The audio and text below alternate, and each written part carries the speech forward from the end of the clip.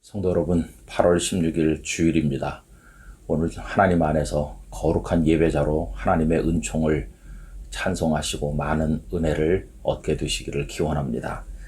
오늘 함께 읽을 말씀은 시편 62편 5절입니다. 나의 영혼아 잠잠히 하나님만 바라라. 부른 나의 소망이 그로부터 나오는도다. 아멘. 일반적으로 많은 사람이 이 시편 62편은 다윗의 아들 압살롬이 아버지를 향하여 반란을 일으켰을 때 지은 시라고 생각을 합니다. 자식이 아버지에게 칼을 빼든 겁니다. 여러분, 우리들 다 있는 정성 없는 사랑 다 쏟아서 자녀를 지극정성으로 키우죠. 그래서 자녀들이 말이든지 행동이든지 조금만 섭섭하게 해도 그게 부모 마음에 상처가 됩니다. 아니, 내가 자기를 어떻게 키웠는데 아들 녀석이 딸 자식이 나한테 이렇게 말할 수 있나.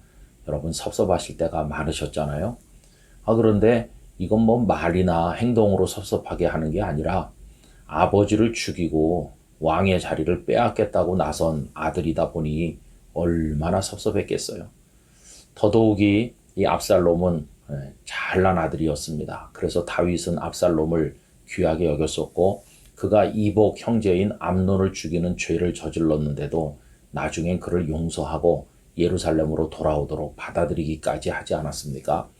이런 배려를 했는데도 그 아들이 아버지를 향해 달려드니 다윗의 마음이 얼마나 아팠겠나 하는 생각을 해봅니다. 여러분, 사람에 대한 실망, 이것이 다윗의 마음에 너무나 컸어요. 그래서 9절, 62편 9절에서 이렇게 말합니다. 아, 슬프도다. 사람은 입김이며 인생도 속임수이니 저울에 달면 그들은 입김보다 가벼우리로다. 이렇게 말해요. 여기 입김이라고 번역된 헤벨, 이것은 어제도 우리가 생각할 때 전도서 1장 2절에 헛되고 헛되다 하는 말씀을 드렸는데 그게 같은 단어예요. 헤벨, 헛되다라는 뜻이에요. 여러분, 입김이 실체가 있습니까? 후 하고 불면 그게 실체가 있나요? 만져지나요? 헛된 거죠. 헤벨은 그런 겁니다. 그런데 다윗은 사람인 입김이다. 사람이 헤벨, 헛된 거다. 이렇게 말해요. 여러분, 어떤 사람들은 우리에게 아주 밝게 다가오면서 웃으면서 제가 뭐 도와드리면 안 되겠습니까? 이렇게 오는 이들이 있잖아요. 그래서 마치 우리에게 크게 믿을 언덕이라도 될 것처럼 다가오는 이들이 있는데 나중에 보면 입김 같은 존재다. 이렇게 지금 다윗은 이야기하는 것입니다. 압살롬이 반란을 일으켰을 때 많은 사람들이 압살롬 편에 섰어요. 정말 너무너무 다윗의 마음이 어려운 거죠. 예를 들면 그 중에 아마사라는 사람이 있었는데 이 사람은 압살롬 군대의 총사령관이 되었던 사람이거든요. 그런데 그가 누구일까요? 다윗의 누이인 아비가일의 아들이니까 조카죠. 조카도 마음을 돌린 것이에요. 그리고 백성들의 민심이 다 압살롬에게로 돌아섰는데 골리앗의 손에서 건졌고 그들을 위해서 무수한 전쟁을 치르고 나라를 반석 위에 세운 왕이건만 백성들은 다윗을 인정하지 않았습니다. 사무엘하 15장 13절에 보니까요. 전령이 다윗에게 와서 말하되 이스라엘의 인심이 다 압살롬에게로 돌아갔나이다 한지라. 이렇게 돼 있어요. 얼마나 세상이 다 허무해 보였을까요? 이런 상황에서 다윗은 야반 도주하듯 소수의 측근만 거느리고 궁궐을 다 버리고 도망할 수밖에 없었고 후세가 준 정보를 따라서 요단강을 급히 건너지 않으면 안 되는 위급지경에까지 이르렀던 것을 볼 수 있습니다. 여러분, 이게 다윗의 처지였어요.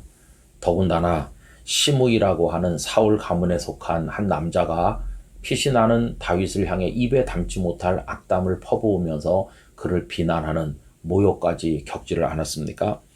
그래서 다윗은 62편 3절에서 절규하는데 이해를 위해서 쉬운 성경으로 읽어드립니다. 당신들이 언제까지 나를 공격할 것입니까? 언제까지 당신들 모두가 힘을 합하여 나를 쓰러뜨리려고 하십니까? 나는 쓰러지는 벽, 허물어지는 담과 같습니다. 쓰러지는 벽과 같은 나를 도대체 언제까지 이렇게 공격하겠느냐 절규하고 있는 거죠. 여러분, 사방이 다 둘러막혔을 때, 믿을 때라고는 아무 데도 없을 때, 모두가 다 등 돌리고 떠나는 배신자들만 있는 것 같이 어려울 때 다윗의 마음에 떠오른 유일한 한 분은 전능하신 하나님 그분이셨습니다. 그래서 그는 자기 자신을 향해 추스르는 것입니다. 나의 영혼아, 잠잠히 하나님만 바라라. 물은 나의 소망이 그로부터 나오는도다. 이 상황에서 낙심하지 말아야 된다. 용기를 내야 된다. 용기를 낼 수 있는 근거는 전능하신 하나님 한 분뿐이시다. 이렇게 얘기하는 거죠. 여러분, 사실 다윗은 젊었을 때부터 하나님을 의지했죠. 그가 기름 부음 받고 왕이 될 제목으로 선택된 이후에 골리앗과 싸울 때, 전쟁에 숱하게 출전했을 때, 어려울 때마다 그는 하나님을 굳건하게 붙들었었어요.